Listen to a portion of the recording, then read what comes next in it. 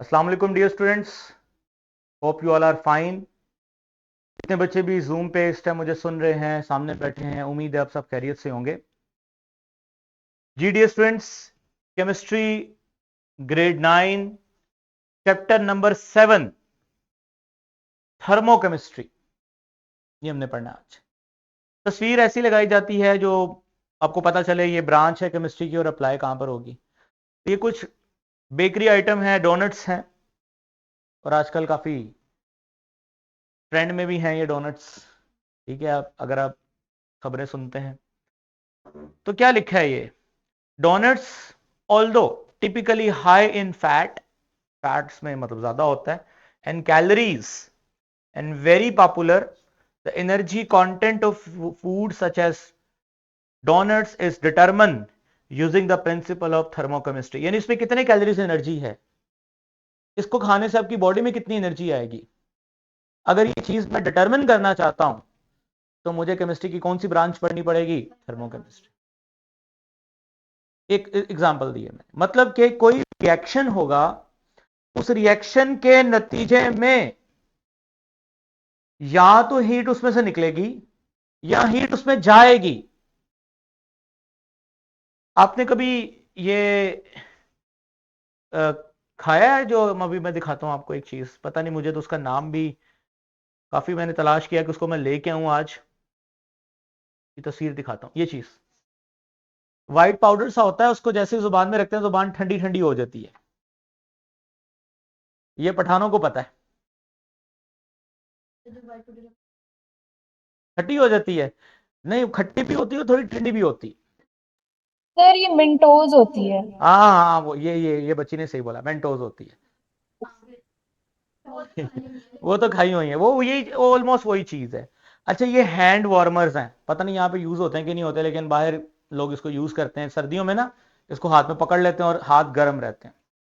मतलब कि दो ऑपोजिट चीजें, एक कूलिंग प्रोड्यूस मतलब एक कूलिंग इफेक्ट दे रही है और एक हीटिंग इफेक्ट दे रही है।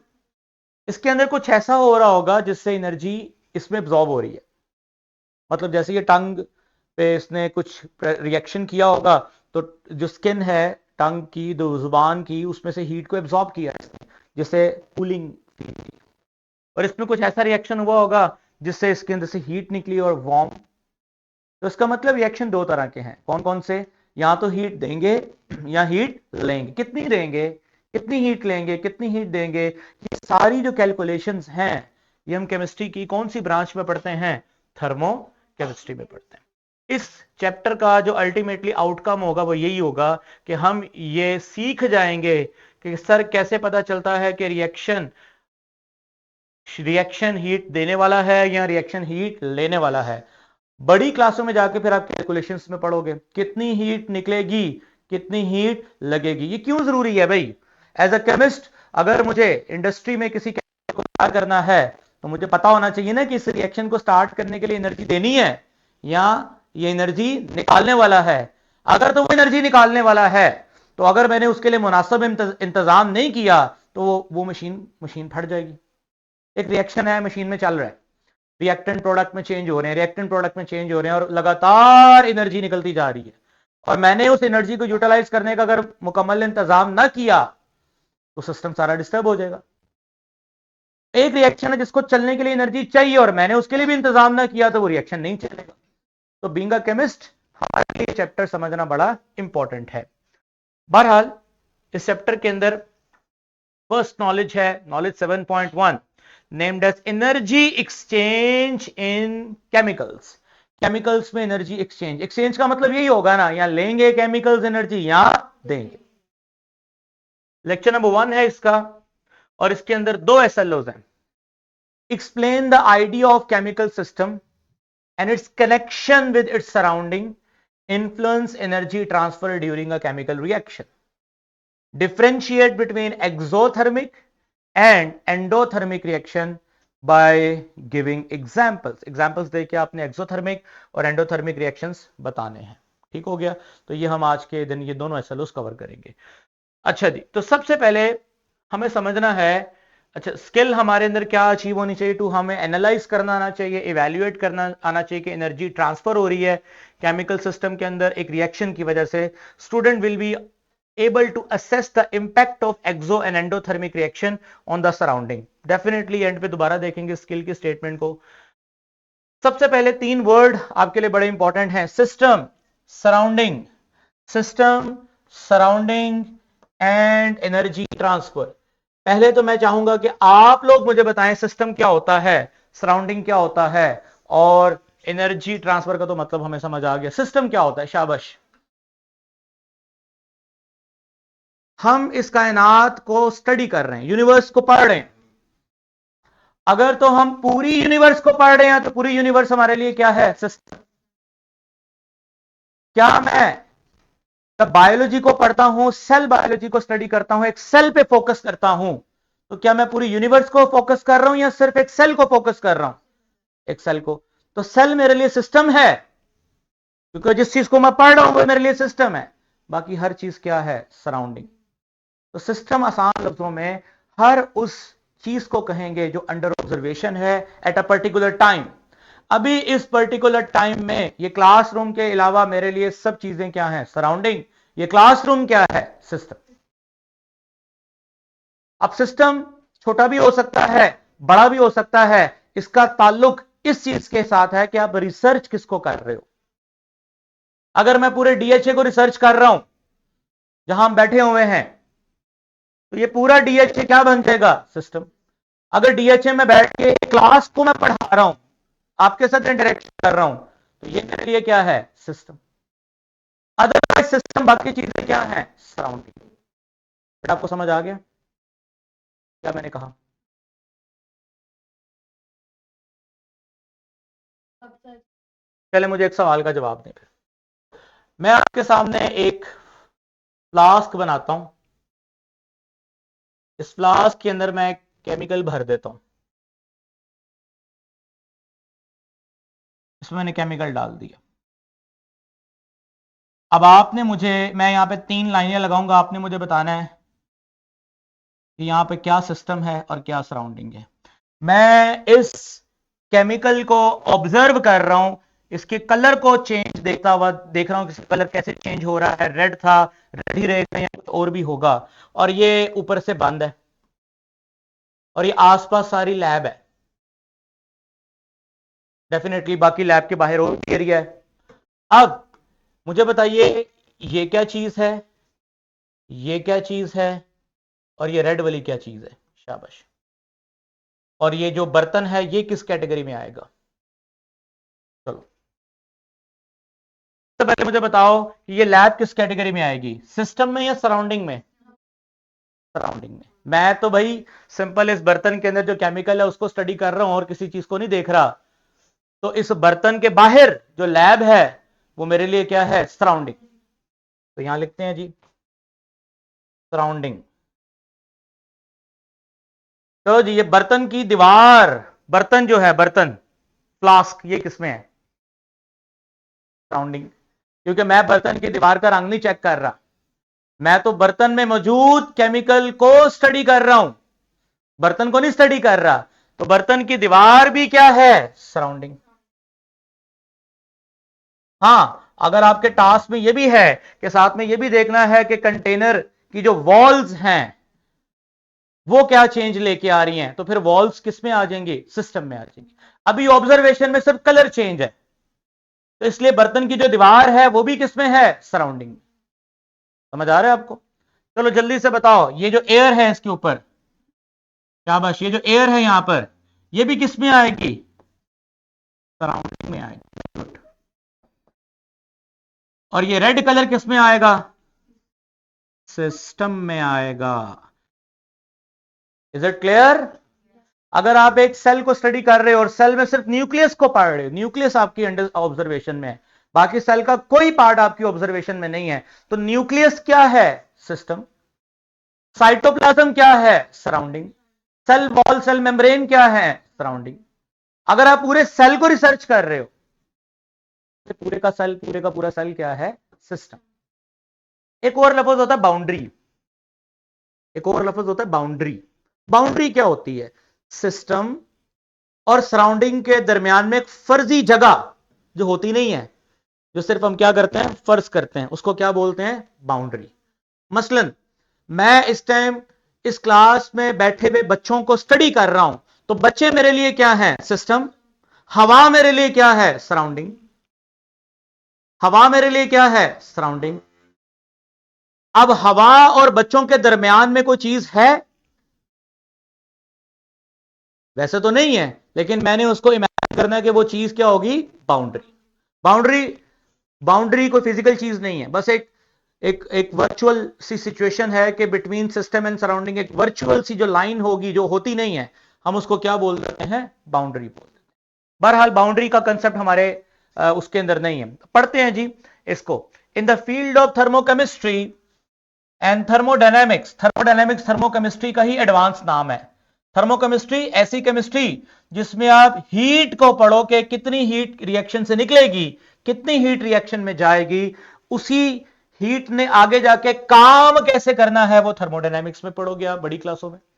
द एरिया ऑफ फोकस इस area the area of focus is on the specific part of universe. कायनात के किसी स्पेसिफिक पार्ट को अगर आप फोकस कर रहे हो, नोन एज सिस्टम, उस पार्ट का नाम क्या है बेटा? सिस्टम। वो छोटी भी हो सकती है और बड़ी भी हो सकती है। एनीथिंग आउटसाइड द सिस्टम, हर वो चीज जो सिस्टम से बाहर है, is referred to as surrounding. वो किसमें आ जाएगी? Surrounding. While a system can vary in size, system बड़ा भी हो सकता है, छोटा भी हो सकता है, जैसे गैलेक्सी भी हो सकती है। पूरी गैलेक्सी को आप पढ़ रहे हो तो पूरी गैलेक्सी आपके लिए क्या है? सिस्टम है। सिस्टम, पूरी गैलेक्सी को पढ़ रहे हो आप। और अगर आप एक लिविंग सेल को पढ़ रहे हो तो वो लिविंग सेल आपके लिए सिस्टम है। तो सिस्टम छोटा भी हो सकता है और बहुत बड़ा भी हो सकता है। The majority of system examined in chapters are small enough to fit in laboratory bench. हम इस चैप्टर में ज्यादातर जिस सिस्टम की बात करेंगे, ये कोई इशू आ रहा है बच्चे? ज्वाइन किया तो खत्म हो गया, ठीक है, ओके कंटिन्यू करते हैं। हम इस चैप्टर में जिस सिस्टम की बात करेंगे वो ज्यादातर छोटे छोटे सिस्टम होंगे। कोई बीकर होगा, कोई बर्तन रिएक्शन में उसमें हो रहा होगा।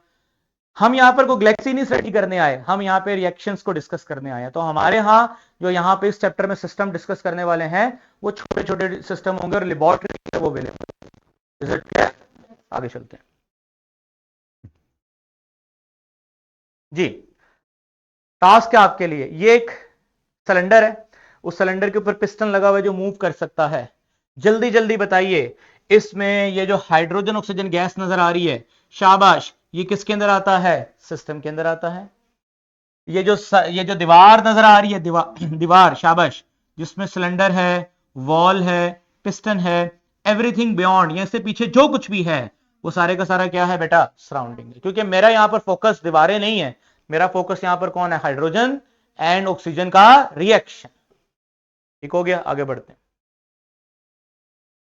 अच्छा जी, अब फर्दर सिस्टम दो तरह का होता है। सिस्टम दो तरह का होता है, ठीक है। एक हमारे पास है क्लोज सिस्टम और दूसरा हमारे पास क्या है? Open system. अच्छा, वैसे एक और तरह की किताब में टाइप लिखी हुई है आइसोलेटेड सिस्टम, मैं वहां लिख देता हूं, यहां मैंने वो मेंशन नहीं किया। आइसोलेटेड सिस्टम वो क्या होता है भी आपको बताते हैं।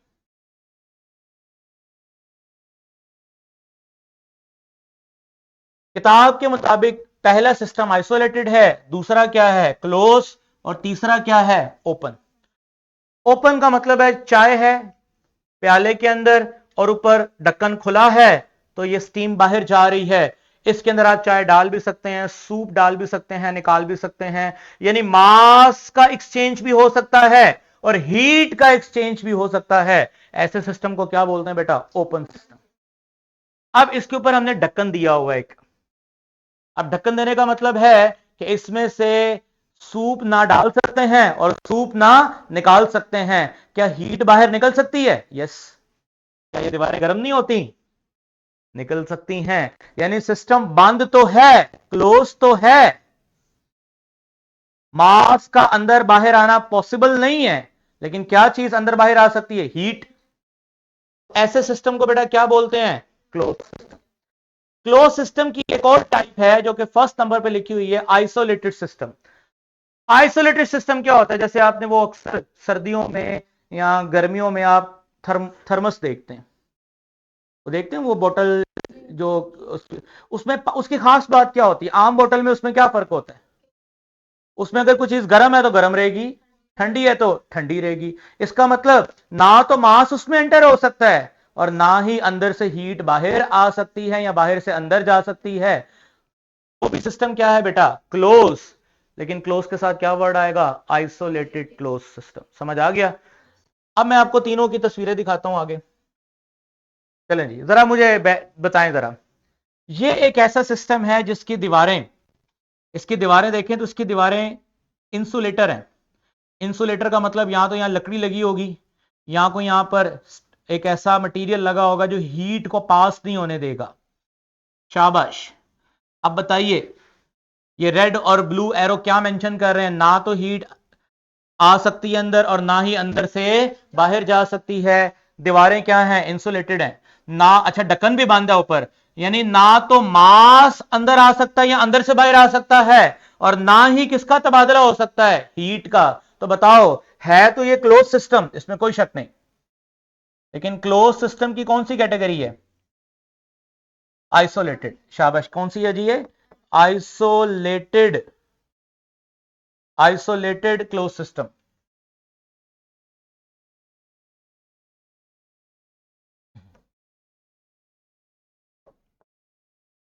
Isolated close system. Just a minute.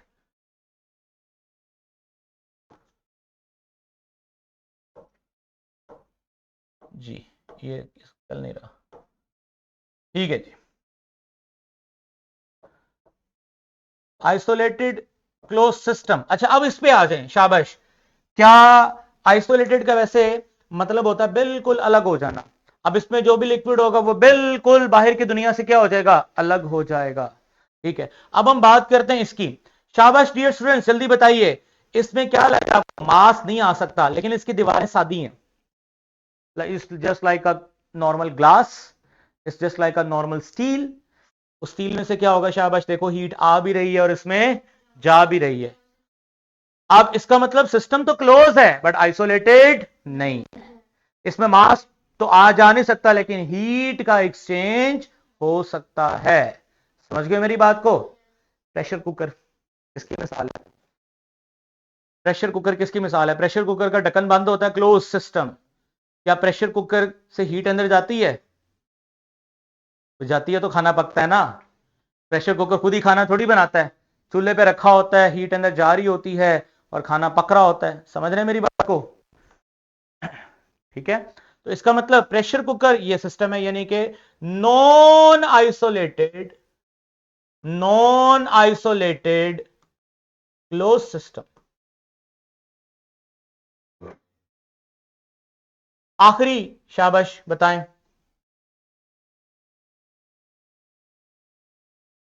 आखिरी सिस्टम कौन सा है?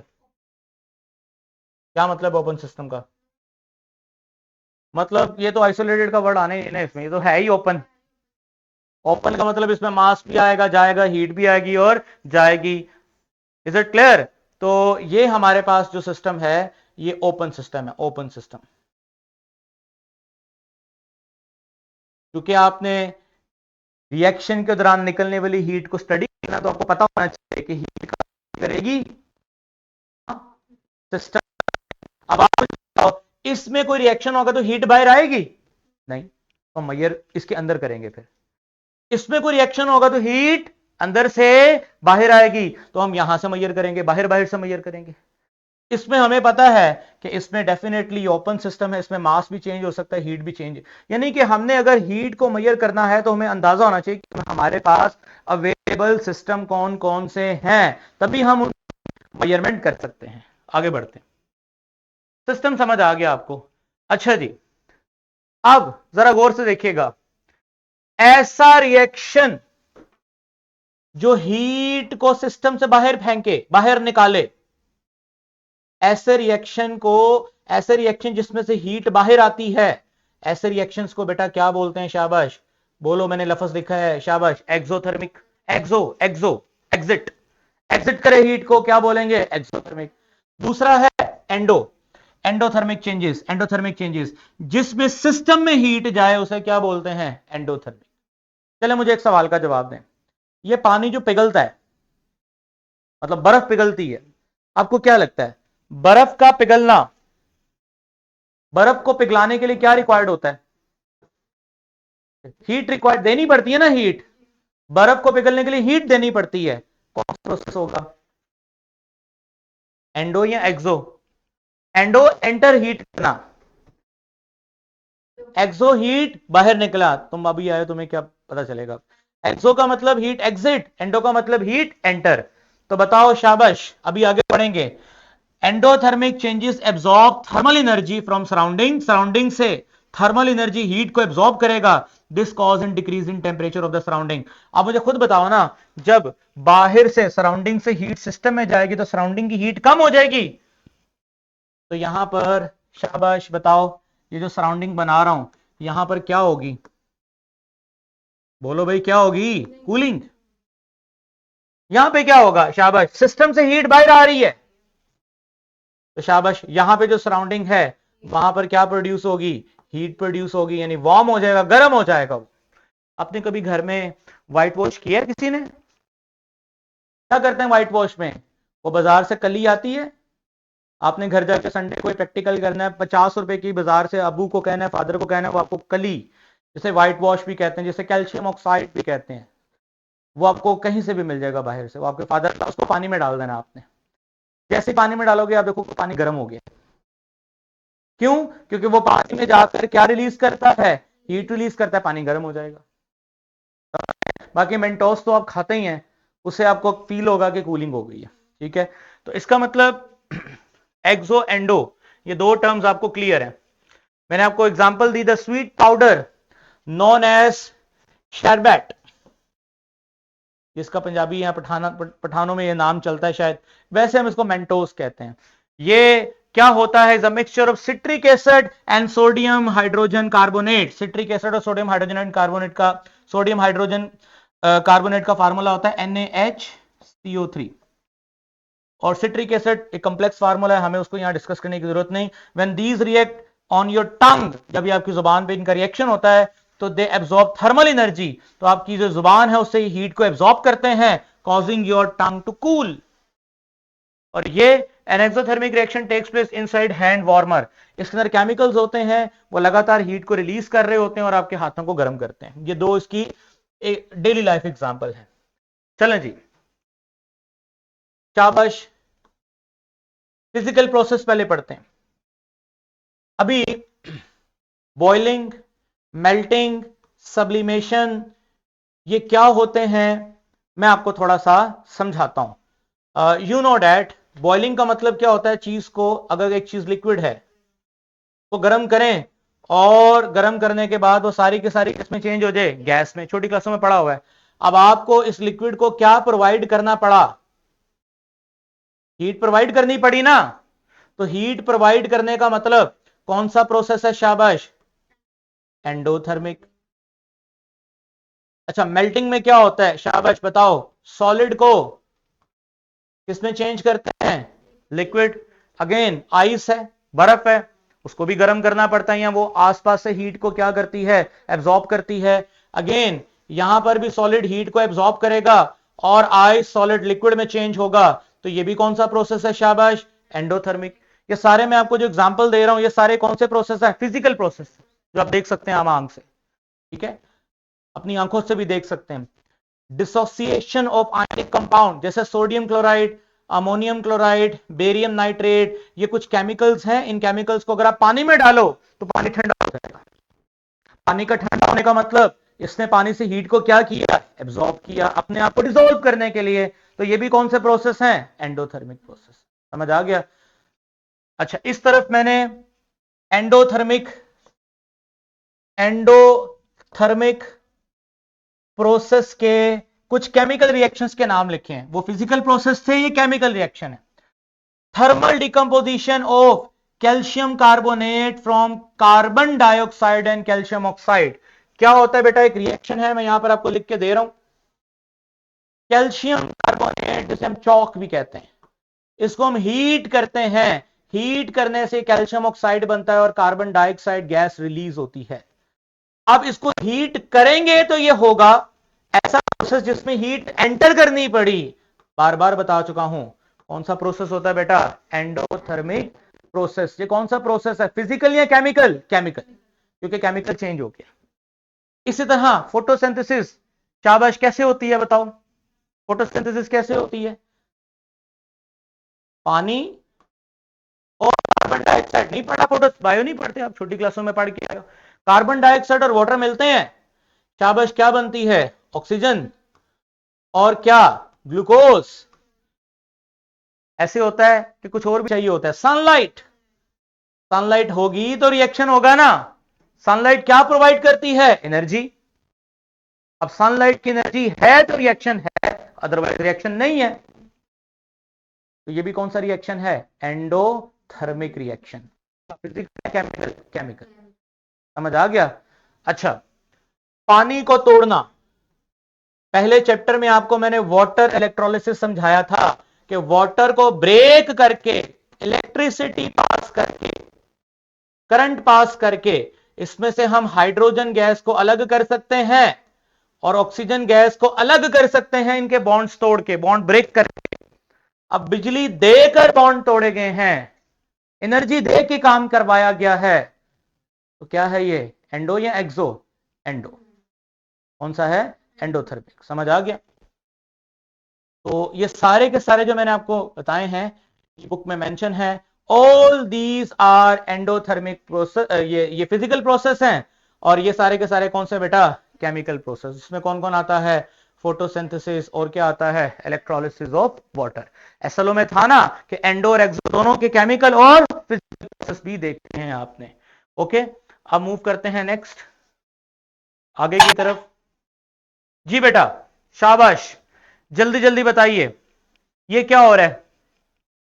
Water transform from liquid to gas as it's boil, कौन सा प्रोसेस है? एंडोथर्मिक। ये क्या हो रहा है?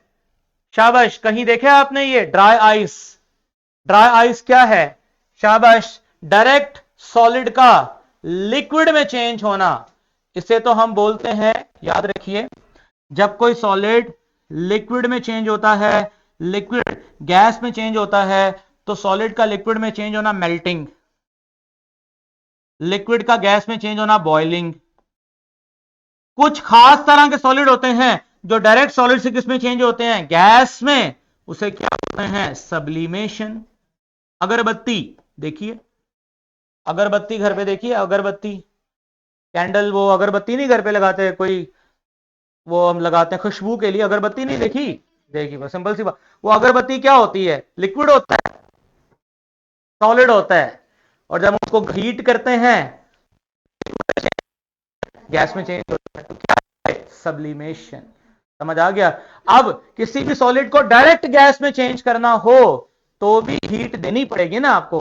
तो सब्लिमेशन, जैसे ये ड्राई आइस है, ये ड्राई आइस क्या करती है? जब हम लंबा ट्रैवल करते हैं, हम चाहते हैं कि हमारा खाना ठंडा रहे, अगर तो हम बर्फ लेके जाएंगे तो वो गीला हो जाएगा, लेकिन अगर ड्राई आइस लेके जाएंगे तो हमारा खाना क्या रहेगा? ड्राई भी रहेगा। और कार्बन डाइऑक्साइड की होती है, इसको बाद में से 10th में पढ़ेंगे। अब सब्लिमेशन, सॉलिड का डायरेक्ट गैस में जाना, सब्लिमेशन, ये भी कौन सा प्रोसेस है? एंडोथर्मिक। आइसक्रीम का मेल्ट होना, ये भी कौन सा प्रोसेस है? एंडोथर्मिक। बताने का मतलब डेली लाइफ में ये हो रहा है। अब कुछ ऐसी चीजें बताने वाला हूं जो, शाबाश, कौन सा होगा प्रोसेस? एक्सोथर्मिक। कौन सा प्रोसेस होगा बेटा? एक्सोथर्मिक। अच्छा, फ्रीजिंग कैसे करते हैं? फ्रीजिंग, शाबाश, फ्रीजिंग कैसे करते हैं? हाँ जी, आप बताएं। फ्रीज किसी चीज को करना, फ्रिज में रखते हैं। फ्रिज क्या करती है?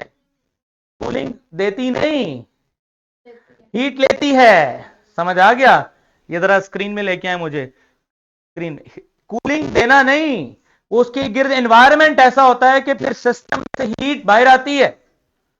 जब सिस्टम में से हीट बाहर आती है तो सिस्टम फिक्स हो जाती है।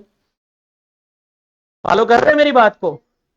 तो इसका मतलब किसी चीज को फ्रीज करना है तो उसमें से हीट निकालते हैं, उसके अंदर हीट कम, उससे एनर्जी कम हो जाती है और वो चीज फिक्स हो जाती है। तो freezing is not an endo, freezing is an exo. Heat exit कर रहे हैं, और हीट को एग्जिट करने के लिए माहौल क्या बनाया, ठंडा, ताकि हीट सिस्टम से कहां पर आ जाए, सराउंडिंग में आ जाए। जी, वो ठंडी हो जाएगी, ठीक है, और उसके अंदर पार्टिकल की मूवमेंट स्लो हो जाएगी। ठीक है, मकसद है सॉलिडिफाई करना। अच्छा, कंडेंसेशन, शाबाश, कंडेंसेशन क्या होता है, सुन लो। सॉलिड का, लिक्विड का वापस सॉलिड में आना, ये तो था फ्रीजिंग। अगर गैस का लिक्विड में वापस आना, वैसे लिक्विड गैस में जाता है ना गर्म करने पर, लेकिन गैस को वापस लिक्विड में लेके आना है तो कंडेंसेशन। इवेपोरेशन का उल्टा होता है। अब बताओ, गैस के मॉलिक्यूल भाग रहे हैं, तेज तेज भाग रहे हैं, हम चाहते हैं वो तेज तेज ना भागें, स्लो हो जाएं, क्योंकि हीट निकाल लेंगे, और निकालने के लिए क्या करेंगे, वो हीट एनवायरमेंट को कूल करेंगे, सराउंडिंग को कूल करेंगे, गैस में से हीट बाहर आ जाएगी, गैस में से हीट बाहर आएगी तो वो चीज इसमें चेंज हो जाएगी, लिक्विड में चेंज हो जाएगी। समझ आ गया? इसका मतलब, ये मैं जो आपको लिख के देने वाला हूं बड़ा इंपॉर्टेंट है, सॉलिड का लिक्विड में जाना, लिक्विड का गैस में जाना, ये एक्सो है, और सॉरी ये एंडो है, जो पीछे पढ़ा के आए हो अभी, ये एंडो है। शाबाश, ये एंडो है, ये भी एंडो है। गैस का वापस लिक्विड में आना, लिक्विड का वापस सॉलिड में आना, अभी जो मैंने बताया आपको, गैस का वापस लिक्विड में आना क्या है, कंडेंसेशन, लिक्विड का वापस सॉलिड में आना फ्रीजिंग। ये सारे के सारे क्या हैं, शाबाश, एक्सो। ये सारे के सारे क्या हैं, एक्सो। इसकी सिमुलेशन भी है, बट वो कल देखेंगे। आगे बढ़ते हैं। शाबाश शाबाश, जल्दी बताओ, ये क्या कर रही है लड़की, छोटी सी बच्ची क्या कर रही है, सांस ले रही है, सांस लेके क्या करना चाह रही है, ये जिंदा रहना चाह रही है ड्यूरिंग रेस्पिरेशन। बेसिकली ये सांस लेके क्या कर रही है, ऑक्सीजन अपने अंदर लेके जा रही है, अपने अंदर ग्लूकोज के साथ इसका रिएक्शन करवा रही है। सेल्स में ग्लूकोज होते हैं ना, रेस्पिरेशन पढ़ा हुआ है आप लोगों ने। शाबाश, बताओ क्या बनेगा इसके बदले में, कार्बन डाइऑक्साइड, और क्या बनेगा, वाटर, और साथ में एटीपीज। नाम सुना हुआ एटीपीज का? आपकी बॉडी में जो एनर्जी करेंसी होती है उसका नाम क्या होता है, एटीपी। इसका मतलब मैं क्लास में पिछले आधे घंटे से पढ़ा रहा हूं, सांस ले रहा हूं, सांस ले रहा हूं, तो मेरी बॉडी में क्या प्रोड्यूस हो रही है, एनर्जी, और उससे मैं काम कर रहा हूं। अब एनर्जी का पैदा होना, जिससे मेरे जिस्म ने चलना है, ये एंडो तो नहीं है, क्या है, एक्सो। रेस्पिरेशन भी कौन सा प्रोसेस है, एक्सो। ये जो कैंडल बर्न हो रही है, हीट मिल रही है आपको, कैंडल के बर्न होने से हीट मिलेगी आपको, तो ये कौन सा प्रोसेस है, एक्सो। कौन सा प्रोसेस है, एक्सोथर्मिक। तो बेटा, ये सारे के सारे फ्रीजिंग मतलब फिजिकल प्रोसेस थे। Dissociation of acid and alkalis, sulphuric acid and potassium hydroxide in water, इन चीजों का पानी में हल होना, ये सारे के सारे एक्सोथर्मिक प्रोसेस हैं, बट कौन से वाले, फिजिकल। केमिकल प्रोसेस क्या है, न्यूट्रलाइजेशन रिएक्शन, ऐसे रिएक्शन जो एसिड और बेस के दरमियान में होते हैं वो न्यूट्रलाइजेशन रिएक्शन होते हैं। जब ये रिएक्शन होता है, इससे एनर्जी रिलीज होती है, ये आप आगे जाके पढ़ोगे 9th चैप्टर में। कंबस्शन, आग लगना, जैसे अभी कैंडल को आग लग रही थी, कौन सा रिएक्शन था, कंबस्शन, जलना, किसी भी ऑर्गेनिक कंबस्शन। रेस्पिरेशन, ये सारे के सारे बेटा डेली लाइफ में आपको नजर आते हैं, कौन से प्रोसेस, केमिकल प्रोसेस, और कौन से वाले केमिकल प्रोसेस जो एक्सोथर्मिक शो करते हैं। आई होप डियर स्टूडेंट्स, ये सारा लेक्चर आपको अच्छे तरीके से समझ आ गया है, नॉलेज भी हमारा खत्म हो गया है। अब हम चलते हैं स्टार्ट वाले पेज पे, जहां पर हमने सीखना था एसएलओस को। क्या सीखा हमने एसएलओस में, पढ़ते हैं।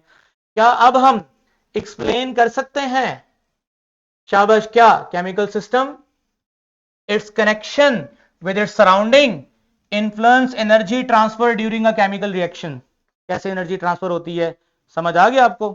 फिर difference between exothermic and endothermic reaction by given example, वो भी हमने कर लिया। इंशाल्लाह कल 7.2 नॉलेज को स्टार्ट करेंगे। आज इतना ही काफी है, कुछ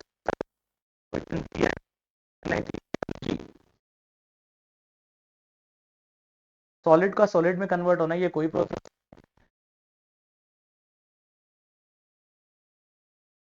लेकिन पिघलती है पहले ना, फिर सॉलिड होती है। अब कैंडल का पिघलना क्या है? मेल्टिंग।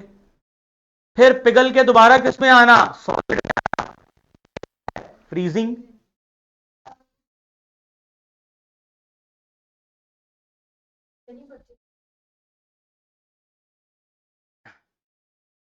तो सवाल नहीं समझा, दोबारा पूछें।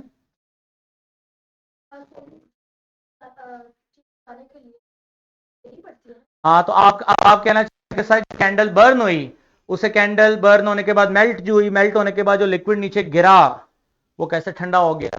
जरूरी नहीं कि हर चीज को ठंडा करने के लिए फ्रिज में रखना पड़ता है। ठंडा करने के लिए जरूरी क्या है कि ऐसा इन्वायरमेंट हो जिसमें बाहर हीट अंदर क्या हो, ज्यादा हो। ऑटोमेटिकली अंदर से कहां आ जाएगी? बाहर आ जाएगी। जस्ट लाइक मैं आपको मिसाल देता हूं। अभी हम मुल्तान में जून जुलाई के अंदर मुल्तान में जाते हैं, बहुत गर्मी होगी। मरी में जाते हैं तो टेम्परेचर क्या होगा? कम होगा। अब हम मरी में गए हैं लेकिन फ्रिज में तो नहीं बैठे, मरी में गए हैं। सिंपल कहने का मतलब है जरूरी नहीं होता मेल्ट करने के लिए चीज को फ्रिज में रखना है। मेल्ट करने के लिए एक सिंपल सी या सॉरी फ्रीज करने के लिए जरूरी नहीं होता चीज को फ्रिज में रखना है। सिंपल सी एक सिचुएशन चाहिए, अंदर हीट ज्यादा है, बाहर क्या है? कम है, तो अंदर से ऑटोमेटिकली बाहर आ जाएगी। हाई से कहां पर आ जाएगी? लो पे आ जाएगी, चीज फ्रीज हो जाएगी। Very easy. ओके जी, थैंक यू, अल्लाह हाफिज़।